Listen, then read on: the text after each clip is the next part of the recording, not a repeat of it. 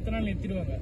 வண்டியெல்லாம் ரொம்ப கஷ்டமா நான் போய்க்கிறவா இல்ல டூ வீலர் சொல்றான். டூ வீலர்லாம் ஆமா இதெல்லாம் மழை இன்னும் பேசின்னு வச்சுக்கணும் அதிகமாக தானே வரும். ஆமா ஆமா நைட் எல்லாம் விடாதுண்ணா. நாளைக்கு தான் இன்னைக்கு தான் வலி பெற்றுங்க தான். ஒன்றும் நாளைக்கெல்லாம் வந்துச்சுன்னா என்ன பண்றது?